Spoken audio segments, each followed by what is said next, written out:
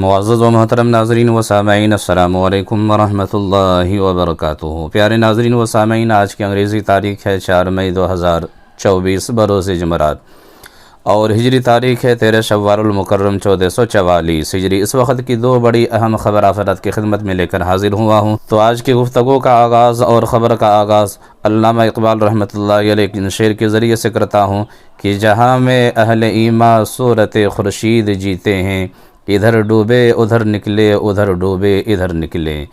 پیارے ناظرین و سامعین، آج کے دن بڑی خوشی کا دن ہے، کیونکہ خبر ہی ایسی ہے کہ ملت اسلامیہ کے ایک عظیم قائد، انسانیت کے حقیقی غمخوار داعی اسلام حضرت مولانا محمد کلیم صدیقی صاحب دامت برکاتہم العالیہ،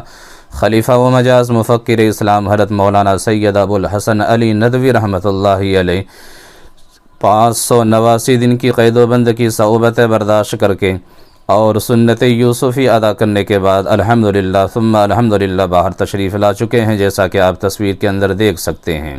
اللہ تبارک و تعالیٰ سے دعا ہے کہ اللہ تبارک و تعالیٰ پورے ملک کی جیلوں میں بند تمام معصوم اور مظلوم قیدیوں کی رہائی بھی آسان عطا فرمائے اور اس کے لیے اسباب کو مہیا عطا فرمائے، حضرت والا کی عمر کو دراز عطا فرمائے۔ پیارے ناظرین و سامعین، دوسری بڑی اہم خبر ہے کہ قائد ملت جانشین شیخ الاسلام امیر الہند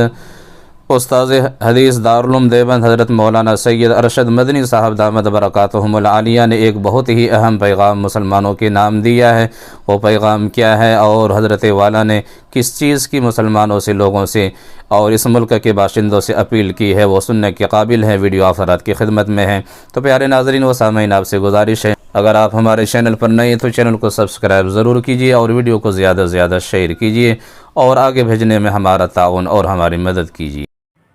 حضرت، جو آج کے حالات ہیں اور نگر نگاہ ایک چناؤ بھی چل رہے ہیں، آج کے حالات جس طرح سے پردیش میں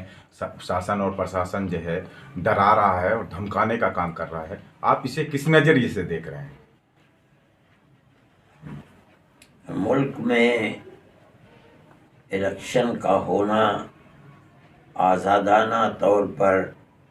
اور پرسکون انداز میں ہر آدمی کو اپنے حق رائے دہی کو استعمال کرنے کا موقع ملنا، یہ در حقیقت سیکولرزم کی جان ہے۔ میں اخبارات پڑھ رہا ہوں اور برابر دیکھ رہا ہوں کہ انتظامیہ جگہ جگہ امن و امان اور پرسکون ماحول قائم رکھنے کی اپیل کر رہی ہے۔ مجھے یہ توقع ہے کہ ہمارے یہاں بھی انشاءاللہ، جہاں تک میری آواز جا رہی ہے، مسلمان اور غیر مسلم بھائی اس کا اہتمام کریں گے کہ آزادانہ طور کے اوپر پرامن ماحول کے اندر ہر ایک شخص کو اپنی رائے کے استعمال کرنے کا حق ملے۔ اس لیے میں تو عوام سے یہی اپیل کرتا ہوں کہ وہ سیکولرزم کو زندہ رکھنے کے لیے، جس کے اندر پورے ملک کے لیے زندگی ہے،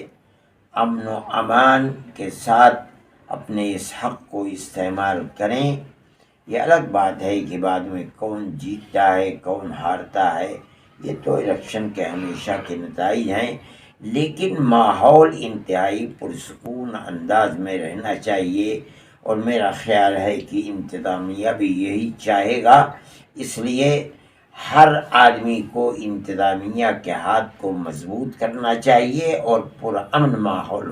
کے اندر الیکشن ہونا چاہیے۔ اچھا، دھاندلی کا بھی شور مچ رہا ہے کہ دھاندلی ہوگی یا فائد چاروں طرف میں یہ سمجھتا ہوں کہ لوگ اس شور کو مچا رہے ہیں خواہ مخواہ، اس کے اندر کوئی جان نہیں ہے۔ مجھے یہ توقع ہے